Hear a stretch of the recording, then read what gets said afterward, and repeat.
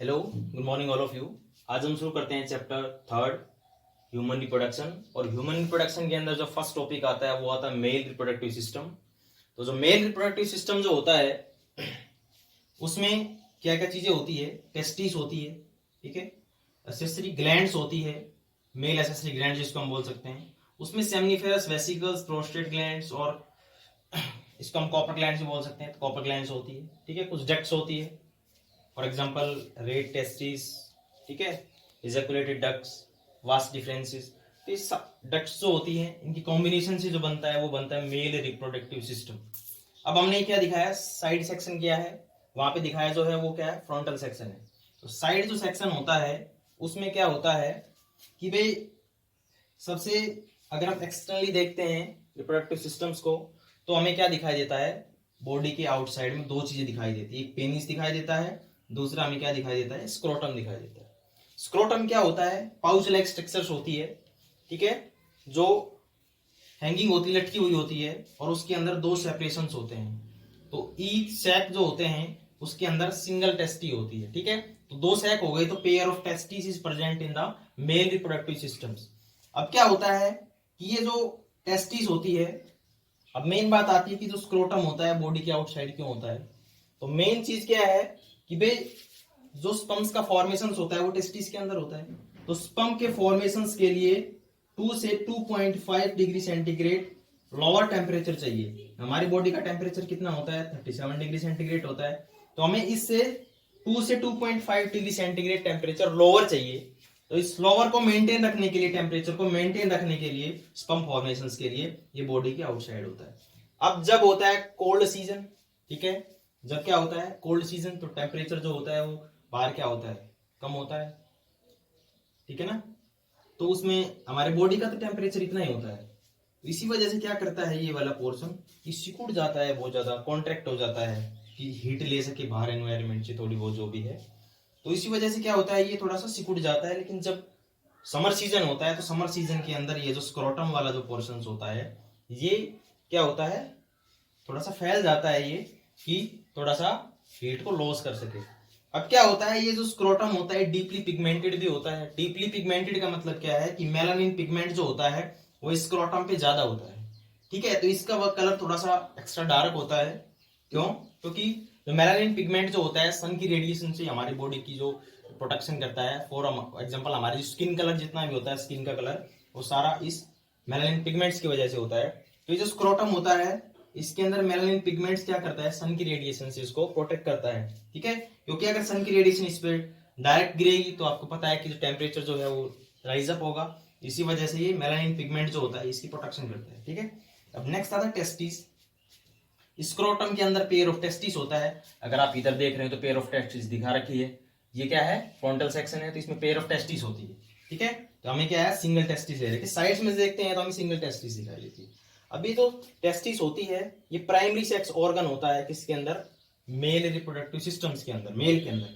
अब क्या है, ये टेस्टिस क्या होती है, टेस्टिस प्राइमरी सेक्स ऑर्गन होती है। प्राइमरी सेक्स ऑर्गन का मतलब क्या है कि वो कोई भी ऑर्गन जो गैमीट फॉर्मेशन करता है उसको हम प्राइमरी सेक्स ऑर्गन बोलते हैं। तो मेल के केस में ये टेस्टिस जो होती है ये प्राइमरी सेक्स ऑर्गन होती है, ठीक है, क्योंकि ये स्पर्म्स का फॉर्मेशन करती है, गैमीट का फॉर्मेशन करती है। अब टेस्टिस जो होती है, अगर हम इसका थोड़ा टीएस लेते हैं टेस्टिस का, तो टेस्टिस जो होती है, ईस्ट टेस्टिस जो होती है उसके अंदर 250 कंपार्टमेंट्स होते हैं। इस टाइप के जो कंपार्टमेंट बना रखे, ठीक है। तो ये कितने होते हैं, 250 हो सकते हैं। टेस्टिस जो होती है इसकी कवरिंग 3 होती है। आउटर जो होता है 3 लेयर से प्रोटेक्टेड होता है, ठीक है। इसका हम टुनिका बोलते हैं, टुनिका वेजिनलेसिस, टुनिका वेस्कुलोसा, ठीक है। तो 3 टाइप्स की लेयर जो होती है वो इसको प्रोटेक्ट करके रखती है, ठीक है। अब क्या होता है कि ये जो कंपार्टमेंट्स होते हैं 250 होते हैं, मैक्सिमम नंबर 250 होगा। और जो compartment, each compartment of the testis have maximum 3 testicular सेमनिफेरस tubules, ठीक है। इसके अंदर क्या होगा कि इसके अंदर 250 कंपार्टमेंट्स होते हैं। भाई टेस्टिस है, टेस्टिस के अंदर क्या होगा, टेस्टिकुलर लोब्यूल्स होंगे। तो लोब्यूल्स जो होते हैं उसके अंदर 250 कंपार्टमेंट्स बने होते हैं, ठीक है। तो 250 कंपार्टमेंट्स जो हो गए, ठीक है, उस कंपार्टमेंट्स के अंदर जो सिंगल कंपार्टमेंट्स है उसके अंदर एक कॉइल्ड स्ट्रक्चर के अंदर स्पेसिफिक स्ट्रक्चर्स होती है जिसको हम बोलते हैं सेमनीफेरस ट्यूब्यूल्स। और ये जो सेमनीफेरस ट्यूब्यूल्स होती है यही फॉर्मेशंस करती है किसका, गैमीट्स का फॉर्मेशन करती है। सेमनीफेरस ट्यूब्यूल्स का स्ट्रक्चर आगे हम पढ़ेंगे अभी। तो नीट के अंदर ही पूछा जाता है कि टोटल नंबर ऑफ जो सेमनीफेरस ट्यूब्यूल्स होते हैं वो मैक्सिमम कितने हो सकते हैं, ठीक है। तो 250 क्या थे हमारे पास, ये कंपार्टमेंट थे, ठीक है, जिसको हम टेस्टिकुलर लोब्यूल्स बोला। इसके अंदर मैक्सिमम कितने हो सकते हैं, 3 क्या हो सकते हैं सेमनीफेरस ट्यूब्यूल्स। तो 750 के आसपास total number of seminiferous tubules हो सकता है मैक्सिमम, इससे ज्यादा नहीं होते। और ये क्वेश्चन नीट में बहुत ज्यादा बार पूछा गया है, 4 से 5 बार पूछ चुके हैं ये, लास्ट ईयर भी पूछा गया था ये कि how many number of the seminiferous tubules, ठीक है, मतलब मैक्सिमम कितने हो सकते हैं, मैक्सिमम नंबर ऑफ ट्यूब्यूल्स कितने होते हैं, 750 होते हैं। अब क्या होता है, ये जो सेमनीफेरस ट्यूब्यूल्स होता है इसके अंदर फॉर्मेशंस ऑफ स्पर्म होता है, फॉर्मेशंस ऑफ गैमीट होता है। अब क्या होता है कि ये स्पर्म रिलीज करता है, ठीक है। तो इसकी जो ओपनिंग होती है किसकी, इसकी सेमनीफेरस ट्यूब्यूल्स जो ओपन होता है वो किसके अंदर होता है, रेट टेस्टिस के अंदर होता है। ये रेट टेस्टिस बना रखी है। तो रेट टेस्टिस ट्यूबुलर स्ट्रक्चर्स होती है जो कैरी करती है क्या, स्पर्म कैरी करती है, किससे, सेमनीफेरस ट्यूब्यूल से, ठीक है। तो स्पर्म जो है वो बनने के बाद किसके अंदर आ गए, रेट टेस्टिस के अंदर आ गए।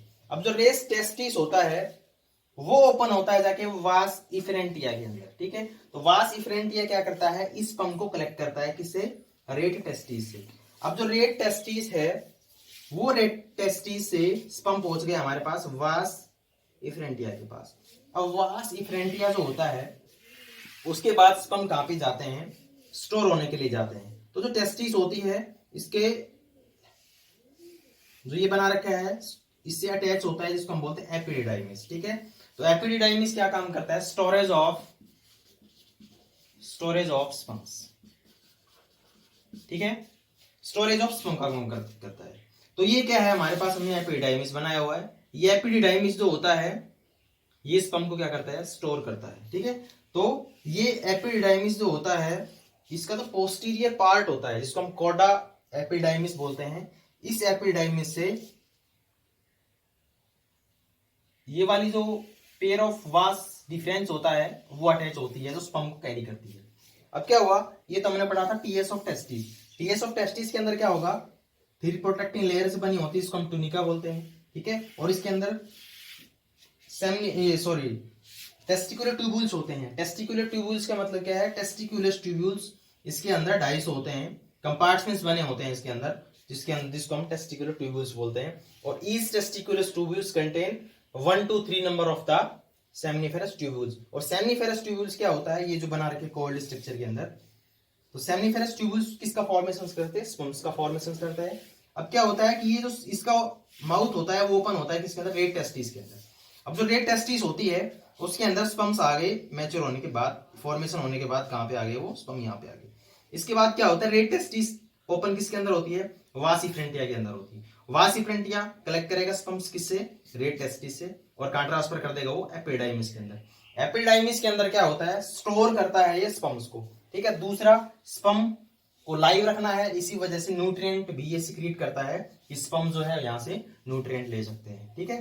तो यहाँ पे स्टोर होते हैं कौन, स्पर्म्स, ठीक है। उसके बाद क्या आता है कि इसके जो पोस्टीरियर पार्ट होता है, एक होता है एंटीरियर पार्ट, एक होता है पोस्टीरियर पार्ट। अगर हम इधर से देख रहे हैं तो ये कौन सा पार्ट है, एंटीरियर पार्ट, और पीछे से पीछे वाला जो पार्ट होता है इसके जस्ट पीछे की तरफ उसको बोलते हैं पोस्टीरियर पार्ट। तो इसका जो पोस्टीरियर एंड होता है उसको हम बोलते हैं कोडा एपिडिडाइमिस। जो कोडा एपिडिडाइमिस जो होता है वो कनेक्ट होता है वास डिफरेंशिया से। तो वास डिफरेंशिया जो होती है, वास डिफरेंस जो होती है, ये वास डिफरेंस इससे कलेक्ट करती है, ठीक है, किसको, स्पर्म को कलेक्ट करती है किससे, एपिडाइमिस से, ठीक है। ये वास डिफरेंस ही होती है, वास डिफरेंस होती है, लेकिन ये वास इफरेंटिया जो होती है, इन दोनों में डिफरेंस है थोड़ा सा। वास इफरेंटिया जो होती है ये वास इफरेंटिया स्पर्म को कलेक्ट करती है रेट टेस्टिस से, लेकिन ये जो वास डिफरेंस होती है ये एपिडिडाइमिस से स्पर्म को कलेक्ट करती है, ठीक है। अब क्या होता है नेक्स्ट, इसके अंदर सेमनीफेरस ट्यूब्यूल्स का बनाया हुआ, सेक्शन व्यू बनाया हुआ है सेमनीफेरस ट्यूब्यूल्स के अंदर। तो सेमनीफेरस ट्यूब्यूल्स क्या होता है, सेमनीफेरस ट्यूब्यूल्स टेस्टिस के अंदर होता है जिसके अंदर फॉर्मेशन ऑफ द स्पर्म्स होता है, ठीक है। अब ये जो सेमनीफेरस ट्यूब्यूल्स का हमने सेक्शन व्यू बनाया हुआ है। इसके अंदर आपको नजर आ रहा होगा कि मेन इसकी जो इनर लाइनिंग होती है, इनर लाइनिंग उसके वो जर्म लेयर की बनी होती है। ठीक है, ठीक है, जिसको हम क्या बोलते हैं, स्पर्मेटोगोनियम। स्पर्मेटोगोनियम वो होती है जिसके अंदर स्पर्म्स का फॉर्मेशन होता है। अब स्पर्मेटोगोनियम जो है वो अंदर लेयर है किसकी, टेस्टिकुलस सेमनीफेरस ट्यूब्यूल्स की। तो सेमनीफेरस ट्यूब्यूल्स जो होता है इसके अंदर जर्म लेयर्स होती है। ठीक है, जर्म्स लेयर डिवाइड करके क्या बनाती है, प्राइमरी स्पर्मेटोसाइट्स बनाती है। ये पूरा प्रोसेस जो होता है स्पर्मेटोजेनेसिस का, फॉर्मेशन ऑफ स्पर्म, हम बाद में आएगा डिटेल के अंदर, लेकिन ये नॉर्मली सेक्शन व्यू दिखाया हुआ है। तो अब क्या होता है कि जर्म लेयर्स डिवाइड करती है तो क्या बनाएगी, प्राइमरी स्पर्मेटोसाइट्स बनाएगी। ठीक है, अब ये प्राइमरी स्पर्मेटोसाइट्स जो होगा इसके अंदर कुछ स्पेसिफिक लार्ज सेल्स होती है। ठीक है, हल्की सी इलॉन्गेटेड सेल्स, जिसको हम सर्टोली सेल्स बोलते हैं। सर्टोली सेल्स क्या करती है, दो फंक्शंस करती है। एक तो ये एंड्रोजन बाइंडिंग प्रोटीन बनाती है। ठीक है, ये एंड्रोजन बाइंडिंग प्रोटीन जो होती है ये स्टिमुलेट करती है एंड्रोजन जो हार्मोन्स होता है उसको प्रोडक्शन के लिए। ठीक है, दूसरा ये इनहिबिन प्रोटीन भी, ठीक है, इनहिबिन प्रोटीन भी बनाती है। तो इनहिबिन प्रोटीन्स के, ये इनहिबिन क्या होता है, एक प्रकार से प्रोटीन से हार्मोन ही बोल सकते हैं इसको। ये प्रोटीन स्प्रेस करती है कि प्रोसेस जो होता है जब हमें रोकना होता है तो ये उसको स्प्रेस कर देती है। ठीक है, तो दो टाइप की प्रोटीन्स बनाएगी ये, कौन, सर्टोली सेल्स। तीसरा क्या होता है कि ये न्यूरिश करती है, जर्म सेल्स को क्या प्रोवाइड करती है, न्यूट्रिशन प्रोवाइड करती है। ठीक है, तो प्राइमरी स्पर्मेटोसाइट्स के साथ इसके अंदर क्या है कि इसके अंदर कुछ स्पेसिफिक सेल्स होती है, इलोंगेटेड सेल्स जिसको बोल सकते हैं, उसको हम बोलते हैं सर्टोली सेल्स। ठीक है, तो इसके अंदर दो टाइप की सेल्स होती है, सर्टोली सेल्स और लेडिंग सेल्स। ठीक है, प्रॉपर फंक्शनिंग होती है उनकी। तो प्राइमरी स्पर्मेटोसाइट्स जो बना उसके बाद कौन बन गया, सेकेंडरी स्पर्मेटोसाइट्स। स्पर्मेटोसाइट्स जो होता है प्राइमरी स्पर्मेटोसाइट्स, उसके बाद बनेगा सेकेंडरी स्पर्मेटोसाइट्स, इसके बाद बनेगा स्पर्मेटाइड्स, और स्पर्मेटाइड्स के बाद लास्ट फॉर्मेशन होता है स्पर्म्स का। इसके बाद जो लेडिंग सेल्स होती है इसको हम इंटरस्टिशियल सेल्स बोलते हैं, क्योंकि ये जो स्पेस होता है सेल्स के बीच में उसके अंदर बनती है ये, उसके अंदर होती है ये। और ये जो लेडिंग सेल्स होती है ये मेनली स्पेसिफिक हार्मोन जो होता है एंड्रोजन, जिसको हम टेस्टोस्टेरोन हार्मोन बोलते हैं, उसका सिक्रीशन करती है, जो सेकेंडरी सेक्सुअल कैरेक्टर के लिए रेस्पॉन्सिबल होता है। ठीक है, सेकेंडरी सेक्सुअल जो कैरेक्टर्स होते हैं वो टेस्टी, ये जो लेडिंग सेल्स हार्मोन रिलीज करती है एंड्रोजन, ठीक है, टेस्टोस्टेरोन हार्मोन्स, उसी की वजह से सेकेंडरी सेक्सुअल कैरेक्टर्स का ओरिजिन होता है। ठीक है, उसके बाद ये क्या है, स्पर्म्स का फॉर्मेशन होता है। तो ये सेक्शन व्यू था किसका। एक दूसरा आता है कि लेडिंग जो सेल्स होती है डाईहाइड्रोटेस्टोस्टेरोन हार्मोन बनाती है। ये स्पर्म्स मेनली जब एबनॉर्मलिटी आती है इसके अंदर तो सबसे पहले हेयर फॉलिंग जो होती है वो डाईहाइड्रोटेस्टोस्टेरोन हार्मोन्स की वजह से ही होती है। ठीक है, तो ये सेक्शन व्यू था किसका, सेमनीफेरस ट्यूब्यूल्स का। ठीक है, अब हमने यहाँ टेस्टिस वाला पोर्शन पढ़ लिया था। ठीक है, स्क्रोटम और टेस्टिस दोनों पढ़ चुके थे। अब क्या होता है वास डिफरेंस। अब वास डिफरेंस इस वाले में नजर आ रही है आपको, पेयर ऑफ वास डिफरेंस होता है। तो वास डिफरेंस क्या करती है कि स्पर्म को कैरी करती है। ठीक है, समझ गए।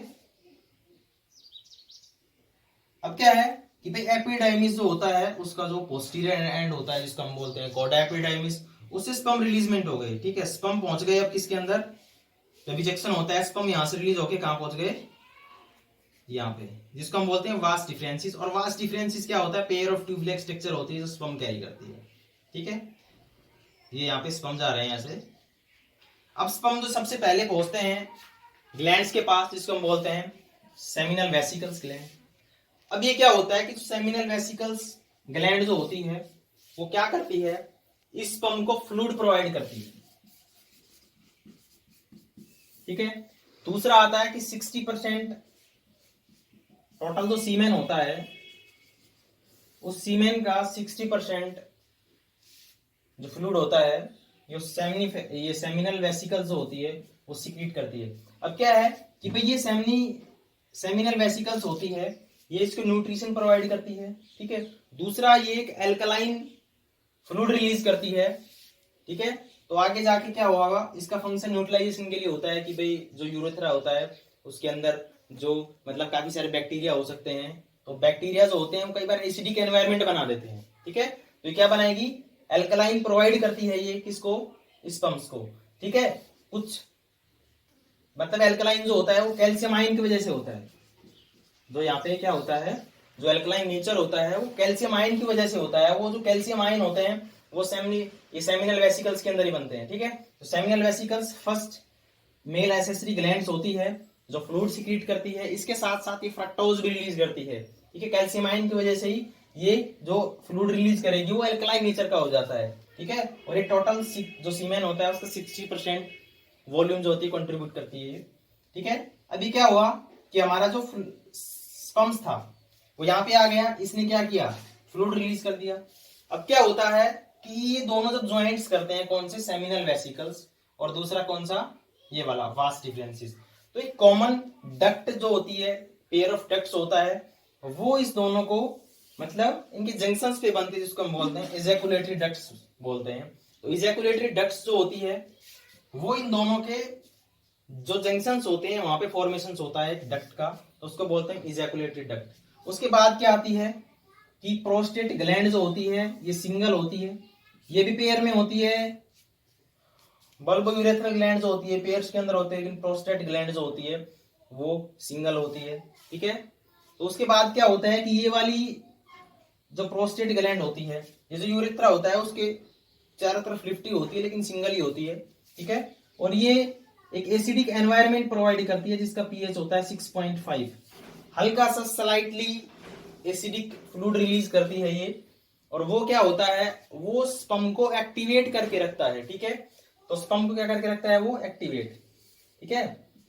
तो ये जो प्रोस्टेट ग्लैंड थी इसने क्या रिलीज किया, एक एसिडिक एनवायरनमेंट बनाया उसको, और वो जो एसिड होता है, फ्लूइड होता है, वो 6.5 पीएच वाला होता है, यानी स्लाइटली एसिडिक होता है। और वो रेस्पॉन्सिबल होता है किसके लिए, स्पर्म के एक्टिवेशन के लिए, स्पर्म को एक्टिव करके रखता है, ठीक है। और ये जो कंट्रीब्यूट करती है 25% of the total semen contribution होता है इस फ्लूइड्स का। नेक्स्ट आती है बल्बो यूरेथ्रल ग्लैंड्स। ये जो बल्बो यूरेथ्रल ग्लैंड्स होती है ये मिल्की सब्सटेंस रिलीज करती है। तो मिल्की जो इसका फ्लूइड होता है वो हल्का सा एल्कलाइन नेचर का होता है, तो वो जो यूरेथ्रा का जो एनवायरनमेंट है उसको क्या करना, न्यूट्रलाइज करता है ये। दूसरा कई बार ये म्यूकस भी करता है, म्यूकस भी रिलीज करती है। तो म्यूकस जो होता है वो जो पेनिस होता है उसको हल्का सा क्या करता है, ये थोड़ा सा लुब्रिकेंट बनाता है, ठीक है। उसके बाद क्या हुआ कि ये जो स्पर्म था, स्पर्म और उसके साथ साथ फ्लूइड, तो तीनों जो ग्लैंड्स होती है उसने फ्लूइड रिलीज किया, और फ्लूइड के साथ साथ वो जो स्पर्म्स था वो भी है, ठीक है। उसी को बोलते हैं हम सीमेन, ठीक है। अब क्या हुआ कि ये जब इजैकुलेशन होता है तो हमारे पास जो सीमेन है, ये पहले यहां तक क्या था, स्पर्म था, लेकिन अब ये यहाँ पे क्या बन गया है, सीमेन बन गया है।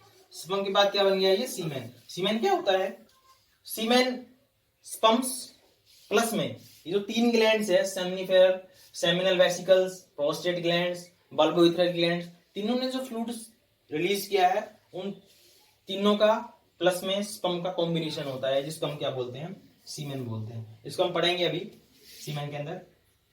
उसके बाद क्या है कि इजैकुलेशन हुआ तो सीमेन बाहर आया, ठीक है। अब सीमेन जिसके थ्रू बाहर आता है, अभी क्या है, ये यूरेथ्रा है, ये वाला पोर्शन जो आपको नजर आ रहा है, ये वाला यूरेथ्रा होता है।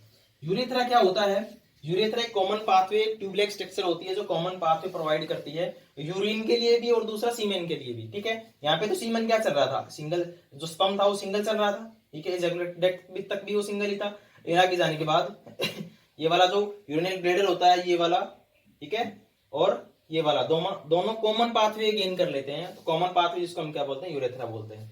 अब जो यूरेथ्रा होता है वो यूरेथ्रा ट्यूबलेक स्ट्रक्चर होती है जो कॉमन पाथवे होता है किसके लिए, यूरिन के लिए भी और दूसरा किसके लिए भी, सीमेन के लिए भी, ठीक है। तो यूरेथ्रा ये ट्यूबलेक स्ट्रक्चर हो गई। अब क्या होता है, ये पेनिस होता है, ठीक है। पेनिस जो होता है एक्चुअली में क्या होता है कि ये एक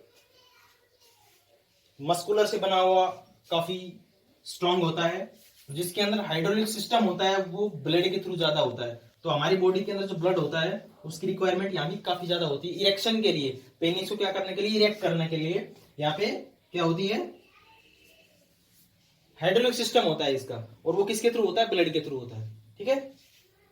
अब ये जो पेनिस होता है ये वाला, इसका काम क्या होता है, ये पेनिस मेनली जो फीमेल रिप्रोडक्टिव ट्रैक होता है उसके अंदर सीमेन के डिपोजिशन के लिए रेस्पॉन्सिबल होता है। जो सीमेन होता है उसको डिपोजिट करता है किसके अंदर, फीमेल का जो रिप्रोडक्टिव सिस्टम होता है उसके अंदर, ठीक है।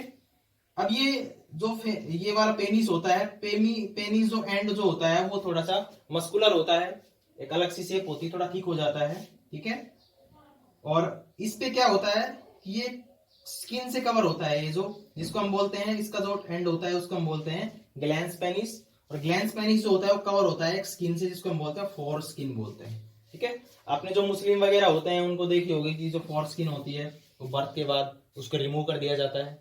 उसका साइंटिफिक मेन रीजन यही होता है कि भाई वो जब रिमूव हो जाती है, कौन सी, ये वाली फोर स्किन जब रिमूव हो जाती है, ये वाली फोर स्किन, तो वो जो एसटीडीज होते हैं, सेक्सुअल ट्रांसमिट डिजीज, उनका जो रिस्क होता है वो बिल्कुल नेग्जिबल हो जाता है इसके अंदर, ठीक है। तो ये था मेल रिप्रोडक्टिव सिस्टम्स के बारे में। अब जो मेल रिप्रोडक्टिव सिस्टम जो होता है उसका हम थोड़ा सा एक बार फ्रंटल व्यू देखते हैं, ठीक है।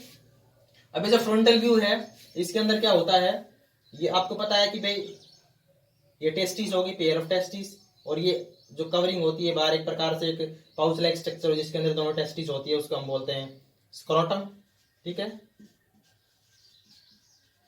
और इस स्क्रोटम के अंदर क्या होता है, पेयर ऑफ टेस्टिस होती है, एक ये टेस्टिस है, एक ये टेस्टिस है, ठीक है। इस टेस्टिस के ऊपर क्या होता है, एपिडाइमिस होता है, ठीक है। एपिडाइमिस जो होता है उसके अंदर क्या होता है, स्टोर होता है। कौन स्टोर होता है, स्पर्म स्टोर होते हैं। अब ये जो स्पर्म्स हैं उनसे वो स्पर्म्स किसके थ्रू जाते हैं, जब इजैकुलेशन होता है तो वो स्पर्म्स जो हैं वो वास डिफरेंसेस जो होती है, पेयर ऑफ वास डिफरेंसेस, ठीक है। तो वास डिफरेंस जो होता है, पेयर ऑफ वास, इसके थ्रू कहाँ जाते हैं, वो इसके अंदर जाते हैं, किसके अंदर, सेमनीफेरस वेसिकल्स के अंदर। Seminiferous vesicles, prostate glands, bulbourethral glands, तीनों की तीनों क्या होते हैं, इजैकुलेटरी मेल एसेसरी ग्लैंड्स होती हैं जो फ्लूइड सीक्रेट करती हैं, जिसको हम पढ़ चुके हैं, ठीक है। ये 60% टोटल सीमेन करती है, ये 25 फ्लूइड रिलीज करती है टोटल ऑफ सीमेन का, ठीक है। उसके बाद क्या होता है, ये इसका पेनिस होता है, ये वाला पेनिस होता है, ये ग्लैंस पेनिस, और ये क्या हो गया, फोरस्किन हो गई, ठीक है। और ये यूरिनरी ब्लेडर होता है। तो ये हम डिटेल में पढ़ चुके हैं। नेक्स्ट हम शुरू करते हैं सीमेन। सीमेन क्या होता है, स्पर्म प्लस फ्लूइड्स, और फ्लूइड्स भी किन तीनों का, सेमिनल वेसिकल, प्रोस्टेट ग्लैंड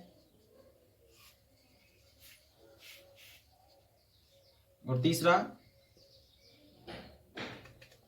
जिसको बल्बोरेथ्रल ग्लैंड्स भी बोल सकते हैं, या फिर जिसको हम नॉर्मली बोलते हैं बल्बो यूरेथ्रल ग्लैंड्स, ठीक है। तो सीमेन जो होता है उसके अंदर क्या हुआ, स्पर्म्स, इसको हम स्पर्मेटोजोआ बोलते हैं, स्पर्मेटोजोआ बोल सकते हैं, और उसके साथ फ्लूइड, और वो फ्लूइड भी कौन सा होना चाहिए, इन तीनों का सिक्रीशन। तो टोटल जो 100% जो सीमेंस होता है उसके अंदर 60% जो कंट्रीब्यूशन होता है वो सेमिनल वेसिकल्स का होता है, ठीक है। 25% होता है प्रोस्टेट ग्लैंड का कंट्रीब्यूशन होता है फ्लूइड्स का। बाकी जो बच गया टोटल उसके अंदर स्पर्म्स प्लस बल्बोरेथ्रल ग्लैंड्स का जो सिक्रीशन जो फ्लूइड होता है वो होता है। अब मेन चीज आती है कि नीट के लिए इसमें से कहां से क्वेश्चन उठाता है, ठीक है। नीट के अंदर क्या होता है कि एक सिंगल इजैकुलेशन जो होता है उसके अंदर 200 से 300 मिलियंस ऑफ स्पर्म रिलीज होते हैं, ठीक है। ये मिलियंस ऑफ स्पर्म रिलीज हुए हैं, इसके अंदर जो 60% स्पर्म्स होते हैं वो नॉर्मल शेप के होते हैं। जो क्या है 60% जो है स्पर्म जो है, इसमें से 200 से 300 जो मिलियंस ऑफ स्पर्म्स है उनमें से जो 60% जो होते हैं वो नॉर्मल शेप एंड साइज के होते हैं, लेकिन जो 40% हो गया विगोरस टाइप के होते हैं, जो फर्टाइल होते हैं, ठीक है। फर्टाइल का मतलब जो नॉर्मली फर्टिलाइजेशन कर सकते हैं उसको हम फर्टाइल बोल सकते हैं। एक्टिव जिसको बोलते हैं वो 40% ही होते हैं, 60% नॉर्मल शेप एंड साइज के होते हैं। तो ये होता है हमारा सीमेन होता है, सीमेन, ठीक है। सीमेन के बाद इसके अंदर कुछ डिजीज आती हैं, ठीक है। डिजीज के नाम आपने सुना, हार्निया, ठीक है। हार्निया क्या होती है हर्निया के अंदर जो मेल रिप्रोडक्टिव सिस्टम के अंदर कुछ ग्लैंड्स के या फिर एसेसरी डक्ट्स जो होती हैं, उनके अंदर उनकी जो सपोज ये वाली वाल है ये हल्की सी थिन हो जाती है या पोर हो जाता है, और थिन होने के बाद वो स्वेल अप हो जाती है, ठीक है, तो इसको हर्निया बोलते हैं। हर्निया भी हो सकता है। दूसरा जो प्रोस्टेट कैंसर होती है, ठीक है, वो प्रोस्टेट कैंसर भी हो सकती है, ठीक है। दूसरा स्टेरिलिटी, ये क्या होता है, कैंसर के बारे में बताएंगे अभी। स्टेरिलिटी जो होता है इसका मतलब होता है कि मेल रिप्रोडक्टिव सिस्टम जो होता है वो प्रॉपर फंक्शन नहीं कर रहा, जो उसके स्पर्म है वो इनएक्टिव है, फर्टिलाइज नहीं है, फर्टिलाइजेशन के लिए रिस्पॉन्सिबल नहीं है। तो यानी जब उसका रिप्रोडक्टिव सिस्टम जो है वो प्रॉपर फंक्शन नहीं कर रहा तो उसको हम बोलते हैं स्टेरिलिटी, ठीक है। प्रोस्टेट ग्लैंड क्या होती है, मेनली ये बता रहा हूं, कहीं पे भी बुक में मिलेगा ही नहीं ये, एक्चुअली मेन यहाँ पे रिलेशन में कैंसर से जोड़ रहा हूं इसको। विटामिन B12, ठीक है, जब डेफिशिएंसी होती है तो वो डेफिशिएंसी वहां पे जो जीन्स होते हैं उनको स्टिमुलेट कर देती है, ठीक है। अब नॉर्मल हमारे पास ये कोई भी टिश्यू है और इसके अंदर इस विटामिन B12 की डेफिशिएंसी आ गई है, ठीक है। विटामिन B12 की जब डेफिशिएंसी आती है तो इसके अंदर जो जीन्स होते हैं वो स्टिमुलेट हो जाते हैं, और स्टिमुलेट होने के कारण वो एक्सेस में ग्रोथ करना शुरू कर देते हैं, ठीक है। क्या करना शुरू कर देते हैं, वो एक्सेस में ग्रोथ करना शुरू कर देते हैं और एक ट्यूमर सा बना देते हैं, ठीक है। उसी ट्यूमर को हम बोलते हैं कैंसर। विटामिन B12 की डेफिशिएंसी की वजह से ये होता है मेनली ये, ठीक है। कुछ वायरसेस की इन्फेक्शन से भी हो सकता है, लेकिन मेनली जो देखेगा है विटामिन B12 की डेफिशिएंसी होता है। अब आता है प्यूबर्टी।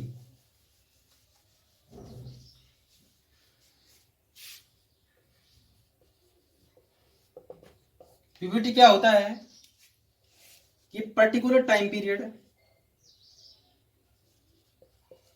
एक पीरियड ऑफ टाइम जिस पे जो मेल रिप्रोडक्टिव सिस्टम जो होता है वो फंक्शनिंग शुरू कर देता है, ठीक है। एक पर्टिकुलर एज होती है मेल के अंदर और उसी टाइम पीरियड पे वो प्रॉपर फंक्शनिंग कर देता है, कौन, रिप्रोडक्टिव सिस्टम्स होता है वो प्रॉपर फंक्शन में आ जाता है, काम करना शुरू कर देता है, ठीक है। और ये जो एज होती है 13 से 16 होती है, और जो स्पर्म्स का फॉर्मेशन होता है उसको हम बोलते हैं स्पर्मेटोजेनेसिस। एक प्रोसेस होता है जो सेमिनिफरस ट्यूब्यूल्स के अंदर होता है, और ये स्पर्मेटोजेनेसिस जो होता है वो 13 से 16 ईयर्स के बीच में शुरू होता है। दूसरा, ये कभी भी स्टॉप नहीं होता, इवन डेथ तक भी स्पर्मेटोजेनेसिस जो होता है वो शुरू होता है, मतलब कभी बंद नहीं होता। लेकिन जो oogenesis होता है, फॉर्मेशन ऑफ ओवा इन द फीमेल, वो एक पर्टिकुलर एज के बाद बंद हो जाता है, 50 से 55 एज के बाद। लेकिन ये डिफरेंस जो होता है वो पर्टिकुलर होता है कि भाई जो मेल होता है उसके अंदर जो स्पर्मेटोजेनेसिस होता है वो कभी स्टॉप नहीं होता, ठीक है। तो ये जो मेल रिप्रोडक्टिव सिस्टम से उसके बारे में हमने पढ़ा, frontal section, side wise section, ठीक है, सेमिनिफरस ट्यूब्यूल्स का थोड़ा ऐसा इसको, ये इसके अंदर इतना इंक्लूड था। Thanks for today.